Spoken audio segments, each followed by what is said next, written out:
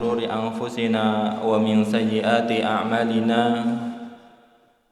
من يهده الله فلا مضل له ومن يضلل فلا هادي له نشهد أن لا إله إلا الله وحده لا شريك له ونشهد أن محمدا عبده ورسوله لا نبي ولا رسوله بعده. Ma'asyiral muslimin, bapak-bapak, ibu-ibu, adik-adik yang dimuliakan oleh Allah Subhanahu wa taala, usini wa usikum, saya wasiatkan pada diri pribadi saya dan juga jamaah sekalian untuk senantiasa bertakwa kepada Allah Subhanahu wa taala. Haitsu qala Allah taala, a'udzu billahi minasyaitonir rajim. Bismillahirrahmanirrahim. Ya ayyuhalladzina amanu taqullaha haqqa tuqatih wa la tamutunna illa wa antum muslimun.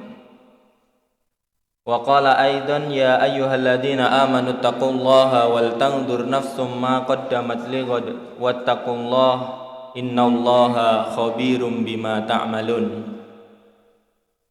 Wa qala Rasulullah sallallahu alaihi wasallam, ittaqillaha haitsu ma kunta wa atbi'is sayyi'atal hasanata tamhuha wa khaliqin nas bi khuluqin hasanin.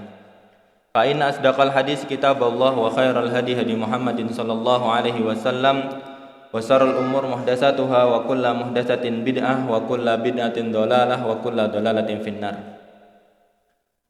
Amma ba'du, hadirin jamaah salat maghrib yang dimuliakan oleh Allah Subhanahu wa taala.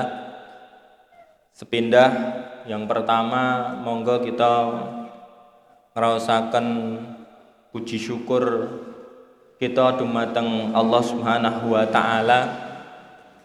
Bilih Allah Subhanahu wa taala sampun maringi dumateng kita panjenengan sami pinten-pinten kanikmatan, begitu banyak kenikmatan, hidayah, rahmat yang Allah berikan kepada kita, sehingga kenikmatan-kenikmatan tersebut selayaknya bagi seorang hamba yang beriman untuk selalu mensyukuri nikmat tersebut.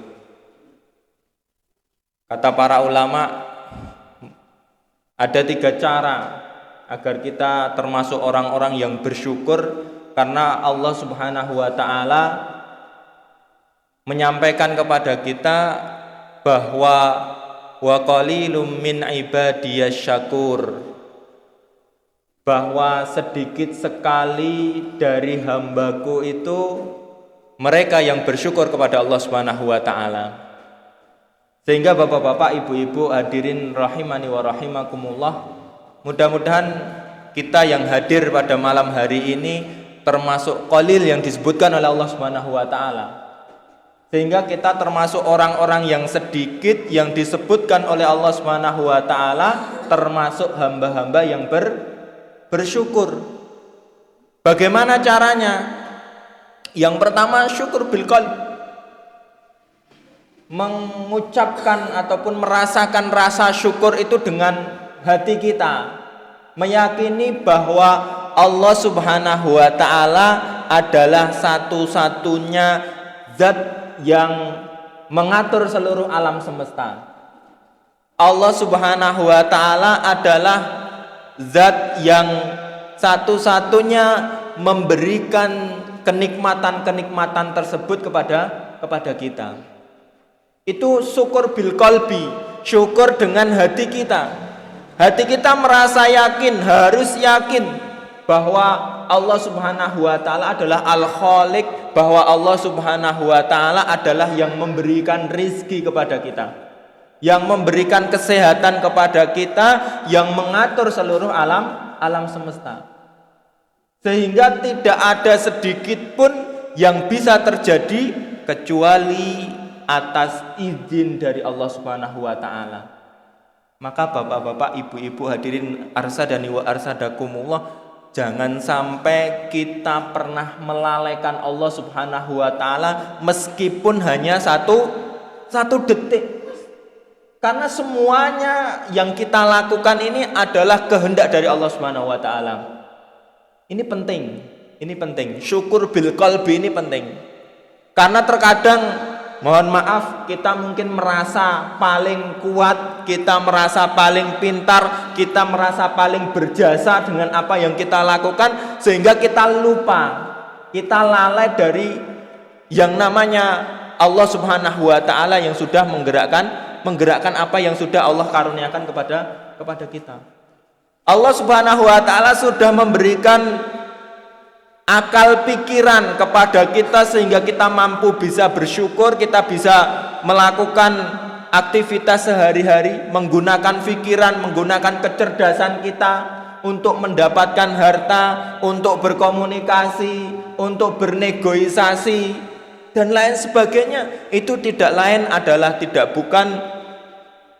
adalah nikmat dari Allah Subhanahu wa taala. Itu syukur berkolbi. Kemudian yang kedua, syukur bil lisan. Tidak cukup dengan keyakinan saja, tetapi harus ada satu ungkapan dengan mengucapkan alhamdulillahirabbil alamin. Yang lebih penting lagi adalah yang ketiga adalah bahwa rasa syukur itu harus direalisasikan, harus dibuktikan dengan ketaatan kepada Allah Subhanahu wa taala. Maka kalau ada seorang hamba yang sudah diberikan nikmat begitu banyak nikmat Allah kepadanya, tetapi dia gunakan untuk bermaksiat, dia gunakan untuk melakukan kemaksiatan kepada Allah Subhanahu wa taala, berarti dia bukan termasuk orang-orang yang bersyukur. Dia bukan termasuk orang-orang yang mensyukuri nikmat Allah. Sudah diberi kesehatan, lah kok malah nikmat kesehatannya digunakan untuk bermaksiat. Wes musim corona malah banyak maksiat, malah berjudi, malah nongkrong neng pinggir dalan ngomong ngalor ngidul, gosipi orang-orang, berbuat membicarakan orang lain, ghibah dan macam sebagainya. Itu bukti ketidaksyukuran seseorang kepada nikmat yang telah Allah berikan kepadanya. Maka bapak-bapak, ibu-ibu hadirin yang dimuliakan oleh Allah Subhanahu wa taala, dengan cara kita berkumpul di masjid ini, dengan melakukan ketaatan kepada Allah Subhanahu wa taala, thalabul ilmi dan lain sebagainya, dan ketaatan yang lain, itu mudah-mudahan kita termasuk orang-orang yang bersyukur kehadirat Allah Subhanahu wa taala. Allahumma amin. Maka bapak-bapak, ibu-ibu, arsadani wa arsadakumullah, yang perlu kita lakukan selanjutnya, kita selalu berdoa kepada Allah Subhanahu wa taala sebagaimana yang dianjurkan oleh Rasulullah sallallahu alaihi wasallam, ya muqallibal qulub, wahai zat yang membolak-balikkan hati, tabbit qulubana, tetapkanlah hatiku ala dinik, tetapkanlah hatiku ini pada jalanmu atau pada agamamu, sehingga kita bisa selalu istiqomah, kita selalu bisa melakukan ketaatan kepada Allah Subhanahu wa taala. Karena apa? Karena kita menyerahkan hati ini kepada zat yang membuat hati. Maka tidak perlu risau lagi, tidak perlu galau lagi kalau kita sudah menyerahkan hati kita kepada zat yang membolak-balikkan hati. Maka para ulama, para sahabat dulu sangat-sangat konsisten untuk selalu berdoa dengan doa ini. Ya muqallibal qulub, tsabbit qalbi ala dinik. Wahai zat yang maha membolak-balikkan hati, tetapkanlah hatiku ini selalu berada di dalam agamamu. Artinya kita agar bisa istiqomah, jangan semena-mena kita masih kuat, jangan semena-mena kita paling pandai, jangan semena-mena kita masih muda, kemudian kita lupa berdoa kepada Allah Subhanahu wa taala. Maka bapak-bapak, ibu-ibu, arsadani wa arsadakumullah, mudah-mudahan dengan melakukan aktivitas-aktivitas kebaikan ini Allah Subhanahu wa taala selalu menjaga hati kita berada di dalam kebenaran. Bapak-bapak, ibu-ibu yang dimuliakan oleh Allah Subhanahu wa taala, salawat serta salam semoga senantiasa tercurahkan kepada junjungan kita Nabiullah Muhammad sallallahu alaihi wasallam. Beliau sebagai manusia terbaik pilihan Allah Subhanahu wa taala. Tidak ada manusia yang lebih baik daripada beliau, karena beliau dipilih oleh Allah Subhanahu wa taala untuk menjadi delegasi, menjadi tangan panjang, menjadi penyampai risalah Allah Subhanahu wa taala di dunia ini. Maka tidak heran kalau kaum orientalis menulis salah satu sebuah buku 100 atau 1000 orang terpengaruh di dunia meletakkan Rasulullah Shallallahu Alaihi Wasallam di urutan yang pertama. Itu orang-orang orientalis, mereka tahu, mereka paham betul bahwa Rasulullah ini adalah orang yang terbaik. Kenapa demikian? Karena beliau dibimbing oleh wahyu. Intinya di situ bahwa Rasulullah Shallallahu Alaihi Wasallam ini bisa menjadi orang yang terbaik di seluruh dunia karena beliau dibimbing oleh wahyu. Maka bapak-bapak, ibu-ibu, jamaah rahimani wa rahimakumullah, kalau kita ingin menjadi orang terbaik terutama di dunia dan terlebih lagi di akhirat, maka jangan sampai kita terlepas dari yang namanya wahyu. Wahyu ini istilahnya kebenarannya absolut. Kebenarannya adalah kebenaran yang tidak ada salahnya. Kebenarannya kebenaran mutlak. Kebenaran mutlak. Maka orientasi yang disampaikan oleh wahyu ini selalu orientasinya adalah kebaikan di dunia maupun di akhirat. Dia di dunia mungkin, mohon maaf dalam tanda petik, dilihat oleh orang yang miskin dalam pandangan manusia, karena mohon maaf bahwa orientasi manusia, pandangan manusia, karena kita sudah terbentuk dengan kehidupan materialistis, kesuksesan selalunya dinilai dengan materi. Kesuksesan seseorang dinilai dengan materi. Ini sudah merebak di seluruh kalangan karena kita hidup dengan bingkai yang materialis. Semua dinilai dengan materi. Ketika seseorang tidak memiliki kendaraan bermotor, tidak memiliki rumah yang megah, tidak memiliki tempat tinggal yang mewah, dia akan dicap oleh manusia dengan orang miskin.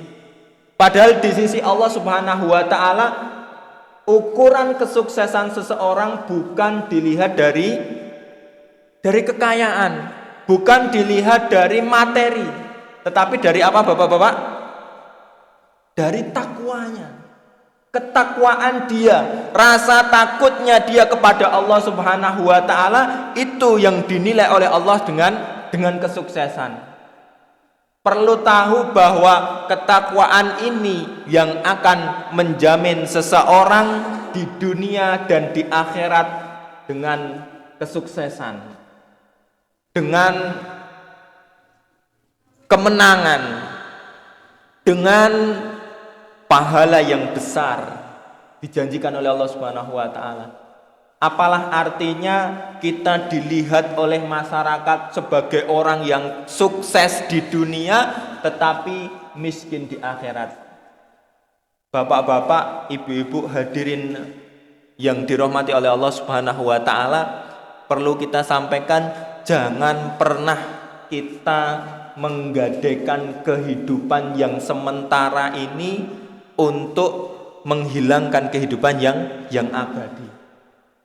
Kita sudah mati-matian melakukan sebuah aktivitas agar kita dibilang orang sukses dunia, tetapi kita rugi di akhirat. Kita sudah mati-matian kerja banting tulang agar memiliki sepeda motor yang bagus, agar memiliki mobil yang mewah, agar memiliki tempat tinggal yang megah, tetapi kita melupakan kehidupan abadi kita, yaitu kehidupan akhirat. Seberapa lama kita akan hidup di dunia ini? Rasulullah menyampaikan kehidupan di dunia manusia, umat Rasulullah ini tidak panjang. Paling lama 60 tahun kata Rasulullah SAW. Kalau ada yang lebih dari itu bonus dari Allah Subhanahu wa taala. Agar apa? Agar orang-orang yang diberi bonus itu segera sadar. Segera sadar. Tidak menutup kemungkinan bahwa orang yang kurang dari usia itu tidak meninggal dunia. Banyak anak-anak yang mungkin baru usia 1 tahun atau bahkan yang baru dilahirkan di dunia, dia meninggal banyak. 7 tahun, 8 tahun, 12 tahun, 25 tahun. Artinya kematian itu tidak ada yang tahu. Kehidupan yang hanya pendek ini jangan sampai kita menggadaikan kehidupan yang abadi. Artosipun jangan sampai kita mati-matian mencari dunia tetapi melalaikan kehidupan abadi akhirat. Nek kita sudah kerja dari pagi sampai sore untuk mendapatkan rizki, untuk mendapatkan kehidupan dunia, maka ya kita harus lebih semangat lagi di dalam tholabul ilmi untuk mendapatkan kehidupan akhirat kita. Karena dengan jalan itulah kita akan mendapatkan kesuksesan di sisi Allah Subhanahu wa taala. Sehingga ketika bekal-bekal kehidupan akhirat itu sudah kita miliki, kapanpun Allah Subhanahu wa taala akan mencabut nyawa kita sudah siap. Bapak-bapak, ibu-ibu, arsadani wa arsadakumullah, kita sedikit akan menyampaikan bagaimana dahsyatnya ataupun bagaimana ngerinya prosesi sakaratul maut. Allah Subhanahu wa taala berfirman di dalam surat An-Nazi'at. Surat An-Nazi'at ini termasuk dari surat di dalam juz amma, yang mana surat ini digolongkan oleh para ulama dengan suratul Makkiyah. Surat Makkiyah itu adalah surat yang diturunkan di Mekah atau surat yang diturunkan sebelum Rasulullah Shallallahu Alaihi Wasallam berhijrah ke Madinah. Karakteristik dari surat-surat Makkiyah, surat-surat yang diturunkan sebelum Rasulullah Shallallahu Alaihi Wasallam berhijrah itu, satu di antara karakteristiknya, surat-surat tersebut mengandung isi terkait dengan keimanan. Kenapa keimanan terlebih dahulu yang diberikan oleh Allah Subhanahu wa taala kepada Rasulullah sebelum Rasulullah sallallahu alaihi wasallam berhijrah ke Madinah? Karena bapak-bapak, ibu-ibu perlu diketahui bahwa ketika seseorang ingin membangun sebuah rumah, maka seorang arsitektur akan berpikir bagaimana rumah yang megah itu tidak akan mudah goyah, tidak akan mudah roboh, tertimpa berbagai macam musim. Ketika musim hujan dia tidak akan mudah bocor, ketika musim kemarau juga tidak akan mudah retak. Maka yang dipikirkan oleh arsitektur itu adalah apa, Pak? Napa yang dipikirkan arsitektur ketika membangun rumah? Membangun pondasi. Pondasi rumah itu harus dibangun dengan kuat. Pondasi rumah itu harus dibangun dengan sedemikian rupa agar lebih baik, agar rumah yang nantinya didirikan di atasnya itu tidak mudah rusak. Ketika kena angin dia tidak goyang, ketika hujan deras tidak bocor, ketika kemarau tidak mudah retak. Itulah ibarat Allah Subhanahu wa taala memberikan metode pendidikan kepada Rasulullah dan para sahabatnya. Yang pertama kali disampaikan kepada Rasulullah dan para sahabatnya adalah pondasi keimanan. Keimanan. Karena dengan pondasi keimanan, keyakinan yang sudah menatap di dalam hati ini, sudah yakin bahwa Allah Subhanahu wa taala adalah satu-satunya zat yang mengatur alam semesta, dia tidak akan mudah goyah ketika tertimpa isu-isu, oh di sana ada orang yang bisa menyembuhkan orang sakit, di sana ada orang yang bisa menghidupkan orang yang mati. Itu tidak akan goyah keyakinannya.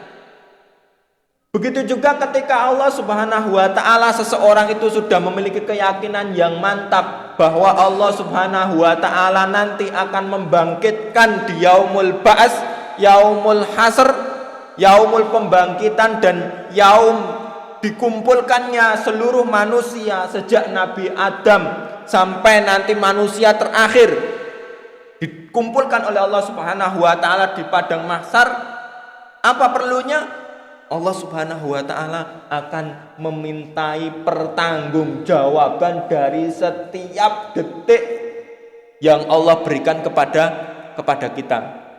Fungsinya apa? Kalau seseorang itu sudah memiliki keyakinan yang mantap dengan keimanan kepada Allah Subhanahu wa taala, dengan keyakinan bahwa Allah Subhanahu wa taala akan membangkitkan lagi kita, meskipun kita sudah berkalang tanah, meskipun jasad kita sudah hancur, meskipun tulang belulang kita sudah menjadi debu, kita akan senantiasa berpikir bahwa apa yang akan kita lakukan akan dihisab oleh Allah Subhanahu wa taala.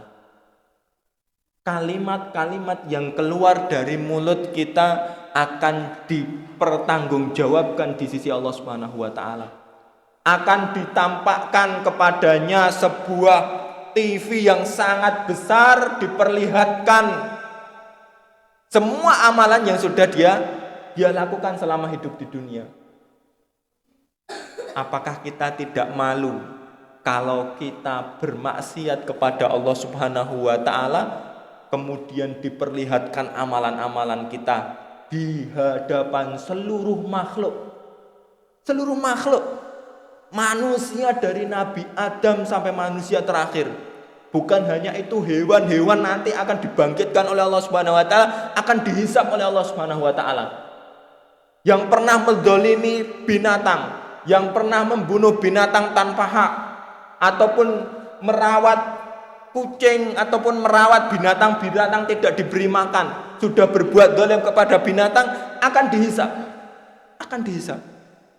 Apalagi perbuatan kita, ucapan kita akan ditampakkan oleh Allah Subhanahu wa taala. Si fulan bin fulan pada tanggal 21 Februari sudah berkumpul di Masjid Al-Aziz untuk melakukan tholabul ilmi. Alhamdulillah, bangga. Dia akan bangga karena sudah melakukan ketaatan kepada Allah Subhanahu wa taala.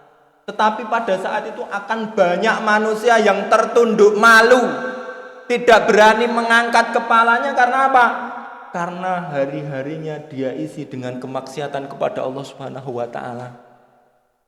Hari-harinya, detik-detiknya dia gunakan untuk bermaksiat kepada Allah Subhanahu wa taala. Si fulan pada tanggal sekian, jam sekian berzina dengan si fulana.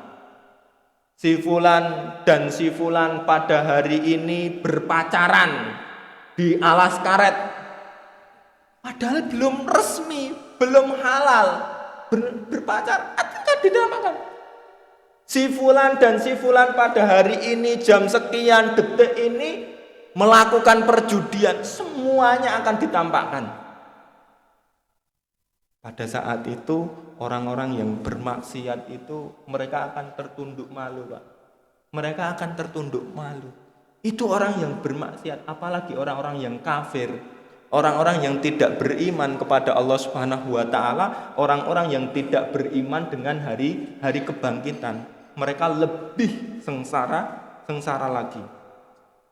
Allah Subhanahu wa taala itu tadi karakteristik surat An-Nazi'at ataupun surat yang diturunkan di Mekah ataupun surat yang diturunkan sebelum Rasulullah sallallahu alaihi wasallam hijrah.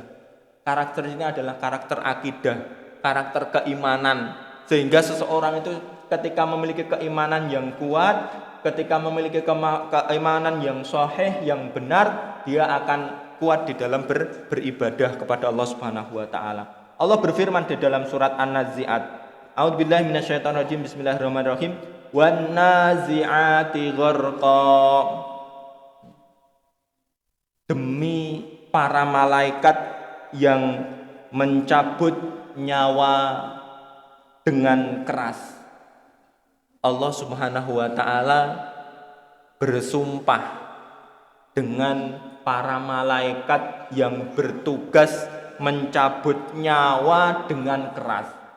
Artinya ada satu tugas malaikat, yaitu malaikat yang bertugas mencabut nyawa dengan keras. Siapa manusia tersebut yang dicabut nyawanya oleh malaikat dengan keras itu? Rasulullah sallallahu alaihi wasallam bersabda, wa innal abdal kafir, sesungguhnya seorang hamba yang kafir, idza kana fi inqita'i minad dunya wa iqbali minal akhirah, ketika seorang hamba yang kafir itu telah terputus dari dunia dan menuju negeri akhirat, nazala ilaihi minas sama'i malaika, ketika seorang yang tidak beriman kepada Allah Subhanahu wa taala, tidak beriman dengan yaumul akhir, tidak beriman dengan hari kebangkitan, dia ketika akan meninggal akan turun malaikat di sisinya. Dalam riwayat yang lain, ghiladun syidad, malaikat yang keras lagi kasar. Sudul wujuh, malaikat tersebut memiliki wajah yang sangat hitam. Ma'ahum musuh, malaikat itu membawa sebuah kain minan nar yang terbuat dari api neraka. Fayajlisu minhu maddal basar, para malaikat tadi yang datang kepada orang kafir yang mau meninggal tadi duduk sejauh mata memandang. Summa yaji'u malakul maut. Kemudian setelah para malaikat sudah duduk di sekitar orang yang mau meninggal tadi, datang malaikat maut. Fayaqul, malaikat maut tadi akan berkata kepada seorang hamba yang tidak beriman tadi, ya ayyatuhan nafsul khabisah, wahai jiwa-jiwa yang buruk, wahai jiwa-jiwa yang penuh kemaksiatan, ukhruji, keluarlah kamu, ila sakhati minallahi wa ghadabin, keluarlah kamu dari jasadmu menuju kemarahan dan kemurkaan Allah Subhanahu wa taala. Fatafarraqa fi jasadi, kemudian rasa takut itu akan menghampiri seluruh tubuhnya. Fayantazi'uhu kama yuntaza'us sufut, kemudian nyawa tersebut akan dicabut oleh malaikat seperti cabutnya kain basah yang tersangkut di duri. Ini Rasulullah Shallallahu Alaihi Wasallam menggambarkan seseorang yang tidak beriman, seseorang yang tidak mengimani dengan yaumul qiyamah, itu digambarkan ketika sakaratul maut, ketika menjelang kematiannya, digambarkan dengan sebuah kain basah yang tersangkut di duri. Kalau istilah dhisik waktu masih kecil, ketika jalan-jalan habis banjir neng pinggir kali niku, enten neng barongan niku enten apa? Enten kain apa enten apa ditarik. Pripun, Pak, nek ngenten niku? Kaine dedel doel. dedel duel. Itu ibarat seseorang yang tidak beriman kepada Allah Subhanahu wa taala, nyawanya dicabut, itu duri tadi ditarik dari kain tadi. Pasti kain tersebut akan robek. Akan robek, rusak. Bukan hanya lecet tapi akan rusak kain tersebut. Itu ibarat orang-orang yang tidak beriman kepada Allah Subhanahu wa taala. Itu sudah kain basah, nempel di duri, nempel neng carang, kemudian carangnya ditarik. Ibarat yang dipermisalkan oleh Rasulullah Shallallahu Alaihi Wasallam dengan kematian yang sangat mengerikan. Ini baru proses menjelang kematian. Baru proses sakaratul maut. Di awal, padahal kalau kita melihat terkadang kita merasa iri. Mereka orang-orang yang tidak pernah sholat, mereka orang-orang yang hidupnya bergelimang dengan kemaksiatan, tetapi dunianya lebih banyak daripada kita. Maka bapak-bapak, ibu-ibu, hadirin yang dimuliakan oleh Allah Subhanahu wa taala, di awal sudah kita sampaikan bahwa orientasi kesuksesan itu bukan diukur dari kekayaan duniawiyah. Orang yang kaya, orang yang memiliki rumah megah belum tentu kehidupan di dunia dan di akhiratnya itu akan mulia. Belum tentu. Orang yang tidak beriman, orang yang tidak meyakini adanya Allah, tidak meyakini adanya Rasulullah, itu diibaratkan oleh Rasulullah SAW menjelang kematiannya, itu sudah sedemikian parahnya. Sudah demikian parahnya. Maka kita jangan sampai terlena. Kita tidak masalah mencari dunia. Kita tidak mengapa kita mencari maisha untuk kehidupan dunia, tapi ingat bahwa itu adalah usaha ataupun yang kita lakukan untuk memenuhi kehidupan dunia sebagai usaha untuk melakukan kegiatan amal-amal ibadah di akhirat. Agar kita tidak menjadi termasuk orang-orang yang meminta-minta, kemudian kita harus bekerja keras.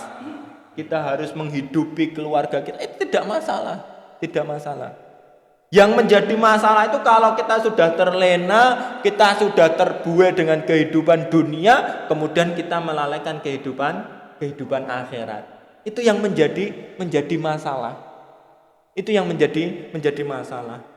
Maka bapak-bapak, ibu-ibu, arsadani wa arsadakumullah, Allah Subhanahu wa taala berfirman di dalam surat Al-Anfal, walau taro id yatawaffal ladzina kafaru, dan sekiranya kalian semua itu melihat bagaimana para malaikat mencabut nyawa orang-orang yang kafir, yadribuna wujuhahum, para malaikat tersebut akan memukuli wajah mereka, wa adbarahum, tidak hanya wajah mereka tetapi para malaikat itu juga akan memukuli punggung-punggung mereka. Waduku adzabal harik, dan rasakanlah azab yang pedih yang membakar pada mereka. Ini janji Allah Subhanahu wa taala. Ini informasi dari Allah Subhanahu wa taala kepada kita. Kita jangan sampai terbuai dengan kehidupan mereka. Di awal ingkita minad dunya ilal akhirah, di awal mereka terakhir merasakan kenikmatan dunia aja, mereka sudah mendapatkan azab dari Allah Subhanahu wa taala yang sedemikian rupa. Terlebih nanti ketika dia di alam barzah, ketika dia di alam kubur, kemudian ketika dia dibangkitkan oleh Allah Subhanahu wa taala, menerima catatan amalnya dengan tangan kirinya, kemudian dimasukkan oleh Allah Subhanahu wa taala ke neraka dan lain sebagainya. Maka bapak-bapak, ibu-ibu hadirin arsadani wa arsadakumullah, kemudian di ayat yang selanjutnya, ayat yang kedua, Allah Subhanahu wa taala juga bersumpah wan nasyitati nashta, dan demi para malaikat yang mencabut nyawa dengan lemah lembut. Artinya Allah Subhanahu wa taala dengan kemahaadilannya, Allah Subhanahu wa taala juga akan mencabut nyawa manusia dengan cabutan yang sangat lembut. Kalau para ulama mengibaratkan seperti rambut yang diambil dari apa Pak? Gandum atau dari tepung. Enteng banget, lembut banget.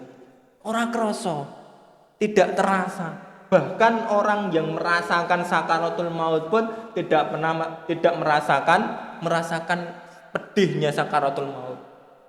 Itu baru pertama kali dia mendapatkan kenikmatan di akhirat. Sehingga selanjutnya kenikmatan dengan penuh kenikmatan yang dia akan dapatkan. Nah, maka terakhir kita dipersilahkan oleh Allah Subhanahu wa taala mau menjadi hamba yang kafir atau mau menjadi hamba yang soleh, menjadi hamba yang beriman, menjadi hamba yang bertakwa, kemudian semuanya dipersilahkan kepada hamba-hambanya. Kalau kita sudah mantap dengan keimanan kita kepada Allah Subhanahu wa taala, keimanan dengan yaumul akhir, keimanan dengan yaumul ba'ts, maka marilah kita jaga kondisi kita, jaga amal kebaikan kita, jaga aktivitas kita, keluarga kita, masyarakat kita, agar senantiasa melakukan kebaikan-kebaikan kepada Allah Subhanahu wa taala, melakukan ketaatan-ketaatan kepada Allah Subhanahu wa taala, dan mudah-mudahan kita dimudahkan oleh Allah Subhanahu wa taala untuk selalu berbuat baik. Allahumma amin. Akhiru da'wana anilhamdulillah, astaghfirullah li wa lakum wa lisairil muslimina min kulli dhanbin fastaghfiruh innahu wal ghafurur rahim. Akhiru kalam billahi taufiq wal hidayah. Assalamualaikum warahmatullahi wabarakatuh.